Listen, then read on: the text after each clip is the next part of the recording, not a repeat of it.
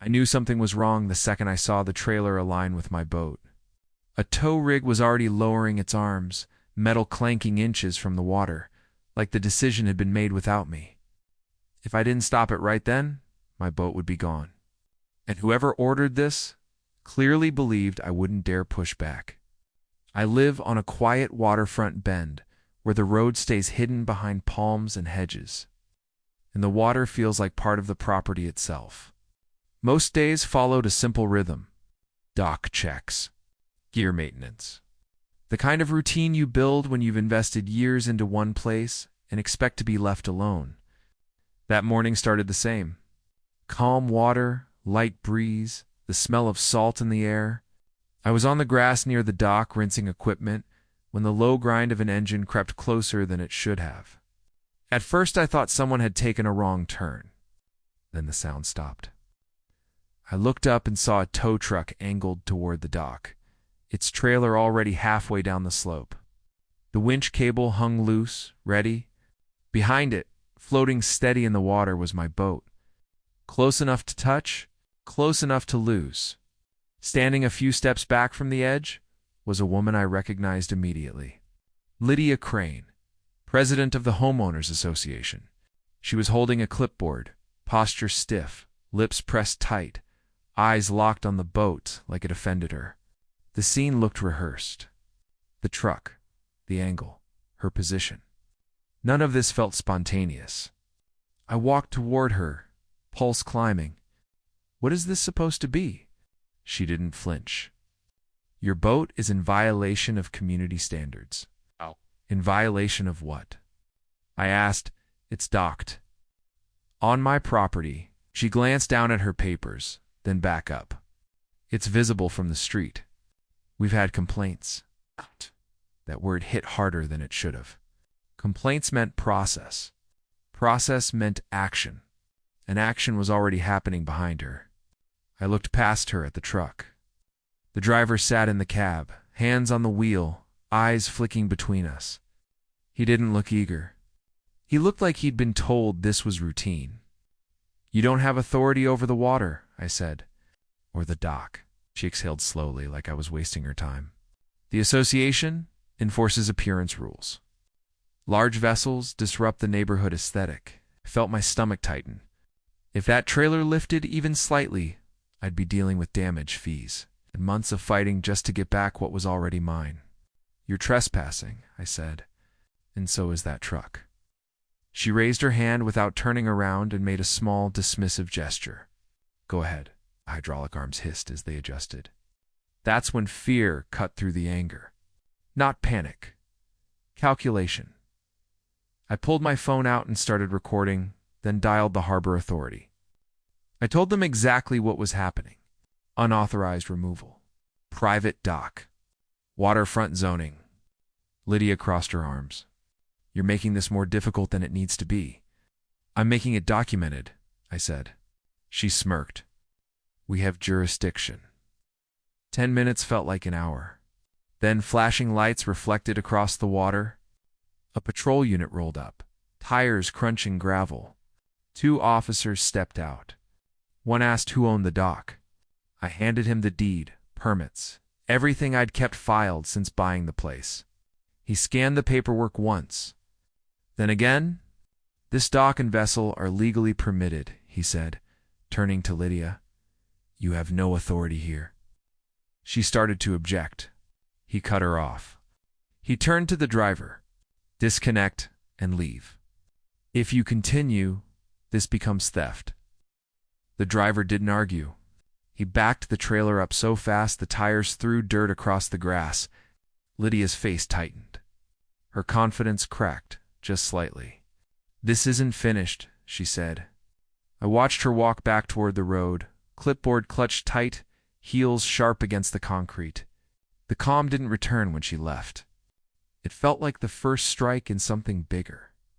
The next morning, a bright yellow notice was zip-tied to my mailbox, cinched so tight it gouged the wood. Final warning. 48 hours to comply. Daily fines listed below. What caught my eye wasn't the threat.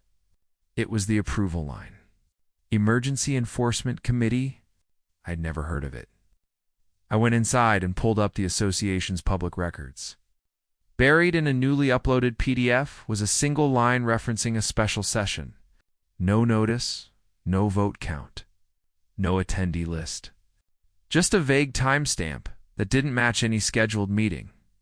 They hadn't just overreached. They'd invented authority. Later that afternoon, I noticed a man on the sidewalk with a camera. He was angling it toward my dock, leaning forward, zooming past the hedge line. This wasn't casual. This was deliberate. I stepped outside. "You lost?" "Documenting noncompliance," he said without looking at me. "What's your name?" He gave it, then added that anything visible from public space was fair to record. But he wasn't staying put. He was repositioning, stretching for angles that weren't naturally visible. When I pointed that out, he turned away, speaking quietly into something clipped near his collar. That was the moment it stopped feeling like harassment and started feeling like preparation. That night, an email arrived from a law firm claiming to represent the association. It demanded immediate compliance and warned of escalating penalties. I called the number. The junior associate on the line couldn't cite a single clause authorizing action on private docks. The silence that followed told me everything. At the monthly HOA meeting, I brought printed records and laid them out during open comments. I asked about the emergency committee. I asked where the vote had happened. I asked who authorized enforcement. Lydia tried to shut it down. I kept going. When I handed over the documents, the room shifted. Phones came out. Voices murmured. Another board member asked Lydia directly whether she'd acted alone. She hesitated. By the end of the meeting, a motion was introduced to suspend her enforcement powers pending investigation. It passed. I walked home under the porch lights, aware of every sound behind me. Because people who fabricate power don't stop when they're challenged. They retaliate. And I could feel that whatever came next wouldn't be handled in daylight. The first thing I noticed the next morning was how quiet everything felt. Not peaceful quiet, the kind that makes you listen harder. The kind that makes every small sound feel deliberate. I stepped out onto the porch just after sunrise. Coffee still too hot in my hand, and scanned the driveway, the dock, the water line. The boat sat exactly where I'd left it, lines taut, hull rocking gently with the tide. Nothing looked disturbed, and yet the sense that someone was watching hadn't gone away. That feeling turned out to be justified by mid-morning. My phone buzzed with an alert from the neighborhood app. Someone had posted a blurry photo of my dock taken from the street, zoomed in awkwardly, framed like evidence. The caption was short and smug. "Still in violation?" The comments followed quickly. Some confused, some quiet. A few defensive, and one from Lydia herself, reminding everyone that enforcement actions were ongoing. Ongoing. That word sat wrong. I saved screenshots, closed the app, and pulled up the association's document archive again. I didn't skim this time.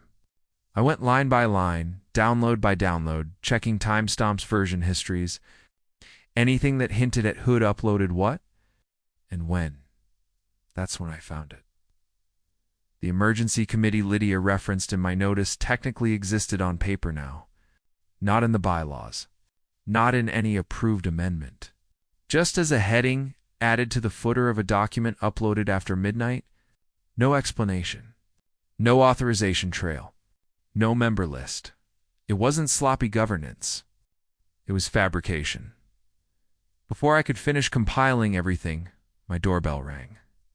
I didn't open it right away. I checked the camera feed first. It was the same man from the sidewalk. Camera bag slung across his shoulder. Hands empty this time. Standing just far enough back to look casual, I stepped outside and closed the door behind me. "Back already?" He gave a tight smile. "Just following up on what?" "Compliance verification." I let a beat pass. "You were told yesterday to stop photographing my property," he shrugged. "Public record. You weren't standing in public when you leaned over the hedge." That flicker of irritation crossed his face again. Gone almost instantly, look, he said, lowering his voice. I'm just doing my job. Who hired you? He didn't answer. Instead, he adjusted his strap and stepped back toward the sidewalk. You'll hear from the board. That wasn't reassurance. It was a warning. An hour later, I did hear from the board. Or rather, from someone claiming to represent them. Another email arrived from the same law firm, this one more aggressive. It referenced escalating penalties, possible liens, and additional remedies if I failed to comply within the stated window. The language was polished, confident, and still completely empty of substance. I called the firm again. This time I asked to speak to someone senior. After a long hold, a different voice came on the line. Calm, measured. I asked the same question.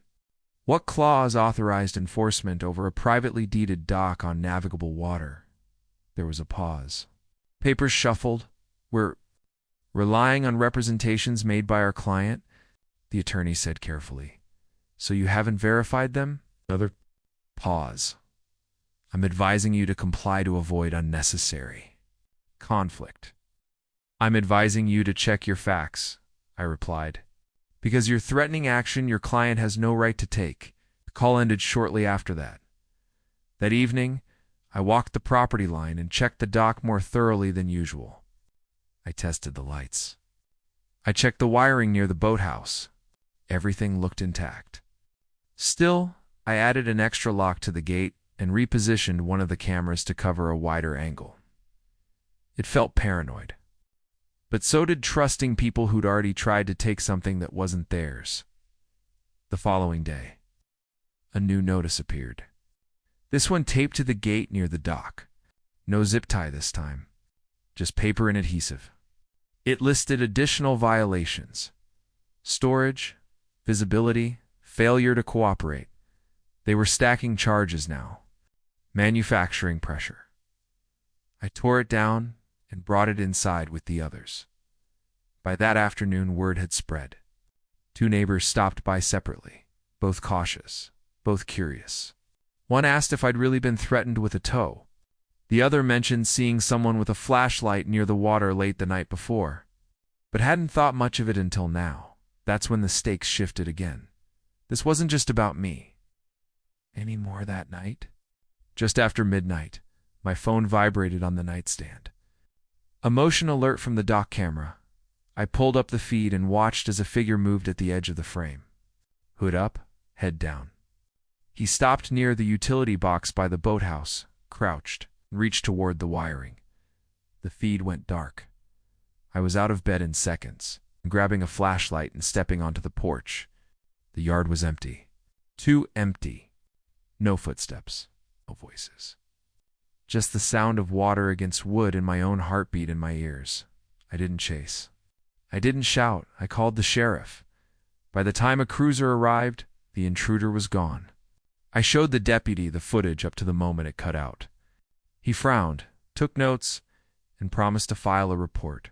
He also suggested I back up everything immediately. I did more than that. I pulled the drive from the camera system and plugged it into my laptop. The footage hadn't stopped recording when the screen went dark. Someone had disconnected the display, not the system. At 12:47 a.m., the figure looked up. It was the man with the camera, clear enough to recognize. I saved the clip in 3 places and burned a copy onto a separate drive.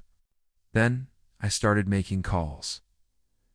By morning, the sheriff's department had opened an investigation. They asked for names. I gave them Lydia's. I gave them his. I gave them the timeline, the notices, the fabricated committee. The law firm emails that the deputy listened without interrupting. This isn't HOA enforcement, he said finally. This is trespass. Possibly more. That afternoon, a county inspector arrived unannounced. He walked the dock, reviewed the permits, checked zoning maps. When he finished, he shook his head. They never should have touched this, he said. News travels fast in small communities. By evening, Neighbors were talking, comparing notes. A shed door forced here. A light tampered with there. Nothing dramatic on its own. Together, it formed a pattern. The association called an emergency meeting the next night. This time, the room was packed. When Lydia stood to speak, the confidence was gone. Her words sounded rehearsed but thin. When questions came, they came fast. About the notices, the enforcement committee, the surveillance. She tried to deflect. She tried to frame it as concern. She tried to blame misunderstandings. Then, someone asked about the man with the camera. Silence. Filled the room. Another board member asked whether funds had been approved for outside compliance work. More silence. By the end of the meeting, the board voted to suspend all enforcement actions pending an independent review. Lydia didn't vote as people filed out. Several stopped to thank me. Quietly, quickly, like they didn't want to be noticed doing it. I walked home under the streetlights, aware of how exposed everything felt. The boat, the house, myself, because now I knew something important. This wasn't about rules, it was about control. And people who lose control rarely accept it quietly. The morning after the emergency meeting, my mailbox was gone. Not damaged. Not knocked over. Gone. The wooden post had been yanked clean out of the ground, leaving behind a shallow crater of torn soil and tire tracks that didn't match any vehicle I owned. I stood there longer than I meant to, staring at the empty space like my brain was still trying to catch up. That was the moment everything crossed a line. I walked the perimeter slowly, not rushing, forcing myself to notice details. Mud prints near the side of the house. Fresh, heavy boots. They curved around toward the back, stopping near the boathouse before disappearing. When I reached the dock, my stomach tightened. The motion sensor above the boathouse door was crooked, not smashed, unscrewed. The wiring had been pulled loose carefully, not ripped. Whoever did this wasn't angry. They were methodical. I went inside, locked every door, and pulled the backup drive from the safe where I kept it. The camera system had uploaded automatically overnight. Even without the display feed, it had been recording. I sat at the kitchen table and cued the footage. At 3:38 a.m., two figures entered the frame, both wearing dark hooded jackets. One carried bolt cutters. The other held a flashlight fitted with a red filter, dim enough to avoid triggering motion lights. They moved with purpose, straight to the boathouse. I watched frame by frame. One of them looked up briefly. It was the same man. The one with the camera. Clear enough this time that there was no room for doubt. The second stayed partially obscured, but his posture, his walk, the way he gestured, felt familiar. Someone I'd seen before at meetings. Someone always sitting near Lydia. I copied the footage to a separate drive, then called the sheriff again. This time, the response was immediate. A deputy arrived just after sunrise. Her name was Morales. She watched the footage in silence, jaw set, pen moving steadily across her notebook. "You know these people?" she asked. "Yes," I said. "One claims to work for the association. The other is connected to the board." She nodded once. "This isn't enforcement. This is criminal trespass. Possibly conspiracy." I handed her the folder I'd been building for days. Notices, emails, screenshots, the fabricated committee record.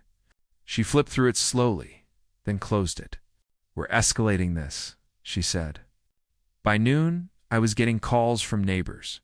One said his shed lock had been tampered with earlier in the week. Another mentioned lights triggered late at night. A third admitted she'd found someone on her property with a camera, but hadn't known what to make of it.